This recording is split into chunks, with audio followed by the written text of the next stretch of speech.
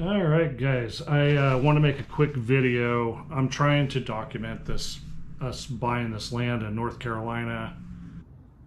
Of course, I'm going to miss a lot of stuff, and everybody has different experiences, but I'm making this as a document for the future for us to reference, and I'm also putting this out there. Hopefully, maybe it'll help somebody else if you happen to be in our county, or even if it's just general information that you could use wherever you're at. So that's the whole purpose of this. But it's about buying raw land and a few things to expect, and just the process that you can expect to go through. Kind of some of the things that we experienced. So I'm going to start off. I got some notes here. I'm going to try to reference so I don't miss too much, but we'll just do our best here and wing it.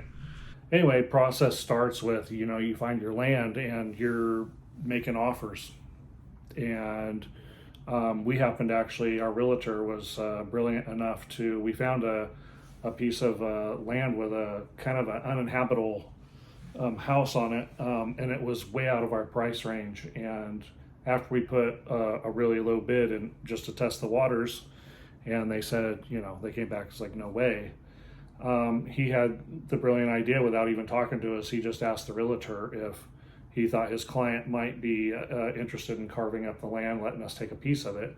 And they got back right away and said yes. Luckily, we found a piece of land that had been on the market for over 1,000 days. I have no idea why. Maybe it's still in store for us in the future and we haven't figured that out yet. But, we just got lucky, and these guys might have been a little bit more interested in selling than an average person might have been. So then, because we were carving it up, we had to pay for a surveyor. And this is not just to give out personal information or anything, but it's just kind of to give you an idea. First of all, our surveyor was 5 weeks out. It was the best we could find.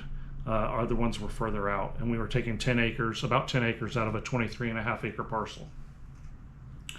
And that is going to run about $6,000. So actually I think it was like 3 or 4 parcels that added up to 23.5. So they're having to cut a lot of pieces out and mark the land to give us an accurate boundary. So we needed to know our exact boundaries, because the next step after that is getting permits for your PERC, getting a PERC test for your septic, and getting a permit for your well. And in order to know those, you kind of need to know where your boundaries are, the exact boundaries, because you can't put any buildings or things within 15 feet of the property line here in our county. And we wanted our road to go right along the boundary, which you just can't put buildings and obstacles there. You don't want to encroach on somebody's property. So we need to know where that is, so we can't get ahead of ourselves and flag out our property where we want our house and where we want the septic and where we want the well, because when the county comes out to inspect, they want you to flag those areas so they don't wander around or wonder what are you talking about. So right now we can't get ahead of ourselves. We're still waiting for the survey. That's supposed to be done at the end of next week. When that's done, we'll be able to know exactly where the boundary's at, and then we can go out and flag the land and put exactly where we want everything.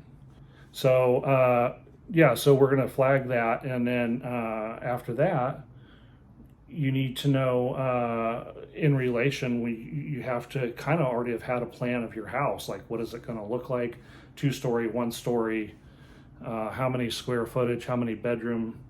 You're going to have to kind of know that and have an idea of how you want your house to sit on your property. So you're like, okay, this is where this is going to sit. Now I want my septic over here. I want my well over here.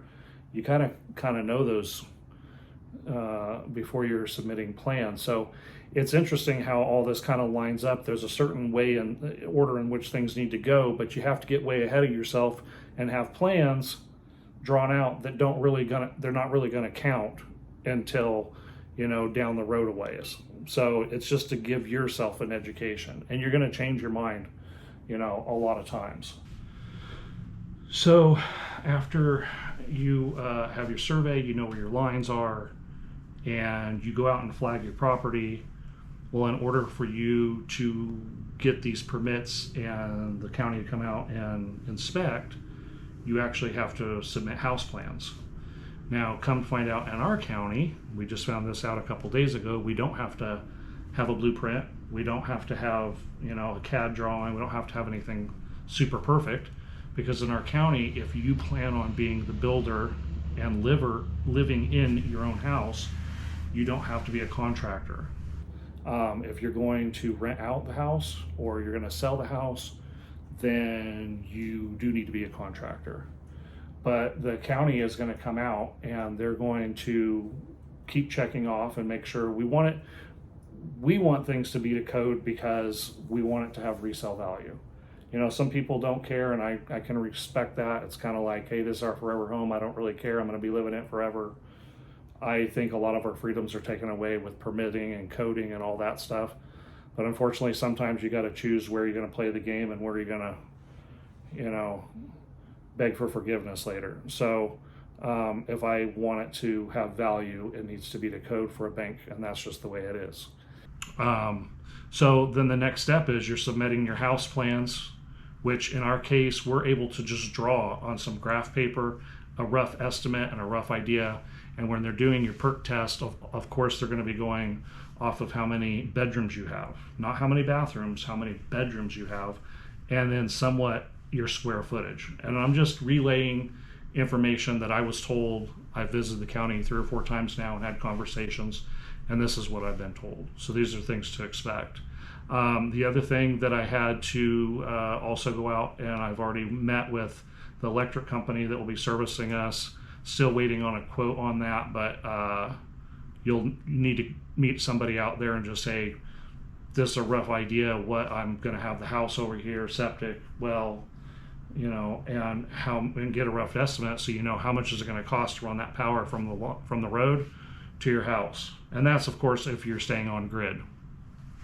And the other option that I didn't know existed that is kind of good to know is they can actually put a temporary pole and a temporary hookup there for you. So while you're building your house, there's at least enough power that you can run power tools off of and things like that. And if you had maybe a travel trailer sitting there, you could run a little bit of electricity off of that. So anyway, I've had the electric company come out and look and give me an idea.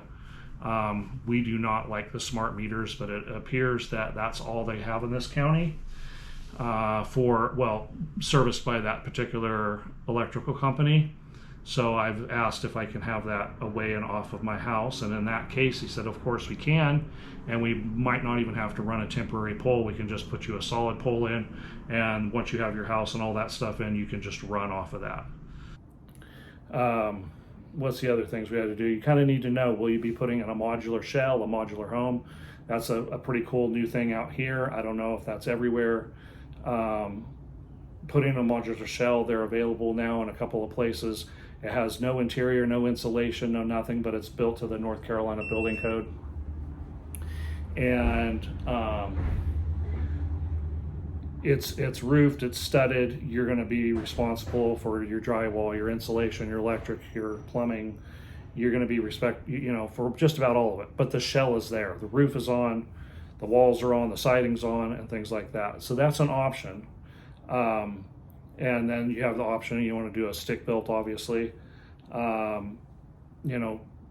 found out in our county, no tiny homes. Tiny homes are also are considered an RV, and tiny homes actually not even a particular housing description, at least in our county.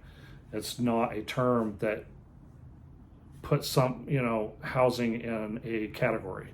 So it's something to think about. In our county, if you have more than one RV on your property hooked up, you have to get zoned as a campground. So if you and your kids want to go out and move on a piece of property and both live in 2 different RVs and build your house, you have to get zoned as campground. Now, I have had somebody tell me before I ever met with the county that they went through that, and so far they've been warned by the county, but no follow-ups.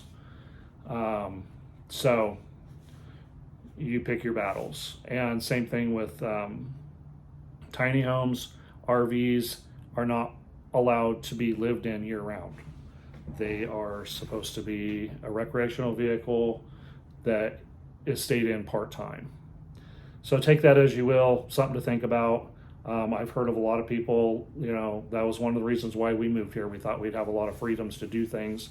We are in a rental right now, and we're enjoying it, and it's fine. If you have the money for an upfront cost to go buy an RV and put it on your property, in the beginning you won't have any hookups. You want to drive all the way in and dump somewhere and load up with water and run generator in the middle of the night to have your AC on or your heater and disturb your neighbors and then start attracting attention.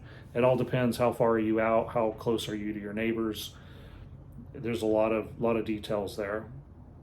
So yeah, and if you're going to put a trailer on there, or your hookup's going to be your primary thing you're going to do first. You're going to put your well in, you're going to put your electric in, you're going to put your sewer in, you're going to do all this first before you ever start building, just so you can live comfortably in your RV.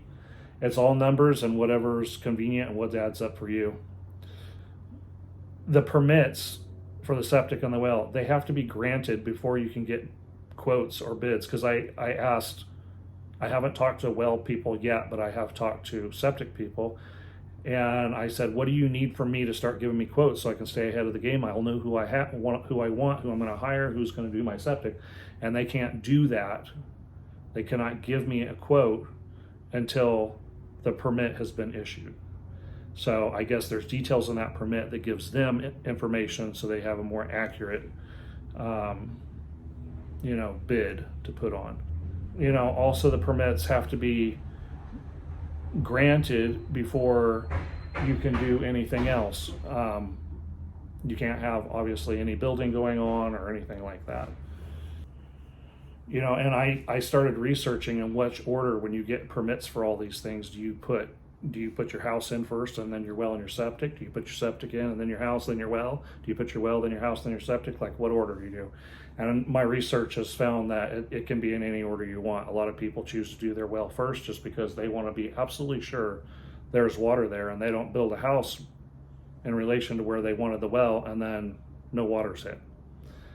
It's a pretty good point. We'll see what we do. On top of that, I've